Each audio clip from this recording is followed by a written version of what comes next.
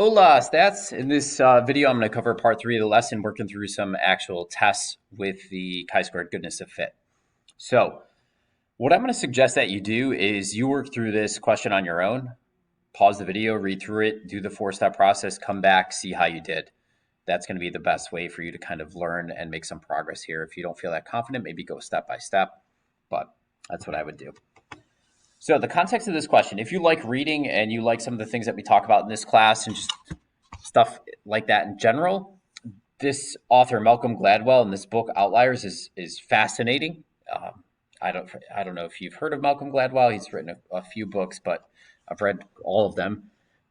One of the things that he talks about is, if you know about hockey, like the professional league is called the NHL, and most players who play in the NHL, not the majority, but the highest percentage, are born in January through March, because January 1st is the cutoff for youth leagues. So if you're born January 1st, like you're the oldest player, versus somebody who's born December 31st would be almost literally 1 year younger.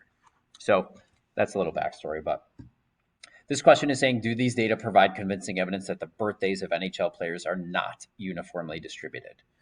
Okay, so that's the alternative hypothesis in essence. So the convincing evidence, that tells me this is a significance test. I'm going to follow this 4-step process that we've been doing. So I'm going to set my paper up for that. The state step, remember, chi-squared has no parameters because we're talking about an entire distribution.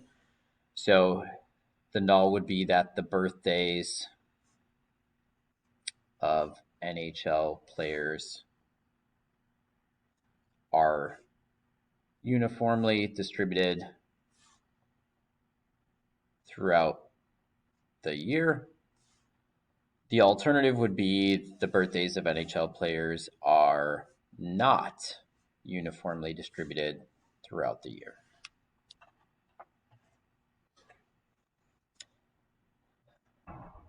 We're going to use our 5% level of significance. They haven't told us anything different, so that's our default. That's it for the state step. Again, no parameters. Plan. For the center of the sampling distribution, we're going to look at the random condition as we've done. There was a random sample of NHL players. So this was a simple random sample of 80 NHL players. Since we're sampling without replacement, we got to check the 10% condition. 80 is less than 10% of all NHL players. Now, here's the deal. I don't know how much you know about hockey. 80 times 10 is 800. There's not 800 players in the league currently, but this is of all NHL players, like, ever. And then for the shape, this is where I have to look at the large counts condition for those expected values, which we haven't calculated yet. These are the observed values.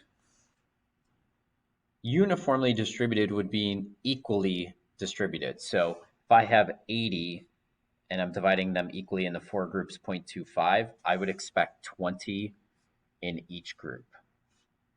So I do need to make sure I label these explicitly observed and expected so the AP reader knows which numbers represent what. So all my expected counts are 20. So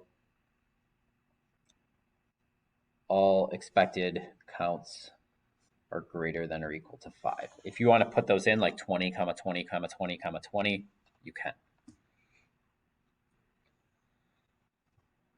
Conditions are going to be met. We're going to do a chi-squared goodness of fit test, GOF test, with degrees of freedom equal to 4 minus 1. We have 4 different categories for the birthdays. Okay, moving on to the do step. My sampling distribution is going to be skewed to the right, starting at 0. I don't know the test statistic yet. All right, to calculate the test statistic, chi-squared sub 3, 3 degrees of freedom. Observed minus expected, 32 minus 20 squared divided by expected, plus Same thing, observed minus expected squared over expected plus dot, dot, dot. The last one, observed minus expected squared over expected equals. Could you plug that in the calculator by hand and do it? Sure.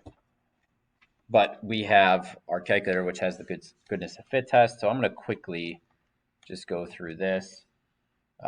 Observed is going in list 1. Expected is going in list 2. Then I'm going to run my goodness of fit test with 3 degrees of freedom.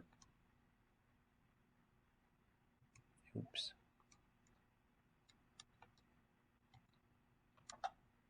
All right. So my test statistic is 11.2. My p-value is 0.011. Remember, if you want to get the p-value by hand, you're going chi-squared CDF from 11.2 to infinity with 3 degrees of freedom. That's where that's coming from. Okay, so I'm going to end up rejecting the null, so I'm going to need to do that follow-up analysis. So if I start looking at the contributions, 7.2, that January through March had the biggest contribution to this sum of 11.2. So I'm going to need to reference that. Conclude. Because the p-value equals 0.011 is less than alpha equals 0.05, we reject the null. So that means there is convincing evidence that, I'm going to do some abbreviating here, that the birthdays of NHL players are not uniformly distributed during the year. Which means one or two groups is more likely to be born in certain times of the year. So because we have significant data, because we rejected the null, we do need to do that follow-up analysis. So the largest contribution to chi-squared was 7.2 because there were more January to March players than expected. 32 versus only 20. We expected 20, but we had 32. All right, so that's that. So what I want you to do is flip on to page 7. Oh, wait. I forgot about part B. Part B, interpret the p-value in context. So this is a skill that's always fair game. Anytime you're doing a significance test, they could ask you this. So I'm assuming you have no clue or you don't remember, most of you, this because we don't practice this as often as the 4-step process. So I'd encourage you to just try and come up with something mentally. If you feel more confident, write it down before you watch me go through this. So if you need to, pause now. The p-value in context is, if the null is true, what's the likelihood that we get results this or more extreme by chance? So for us, assuming, and I'm running out of room, I'm going to do this. I'm going to take this null hypothesis, put it in brackets, and bring it up here for context. Assuming the birthdays of NHL players are uniformly distributed throughout the year is true, there is a 0.011 probability, that's that p-value, of getting chi-squared of 11.2 or more by chance. So pretty unlikely to happen by chance if the birthdays were uniformly distributed. So that's why we have evidence to believe that they're not uniformly distributed and we rejected the null. Okay, that's the end for this video. I'll make one more video finishing up the lesson.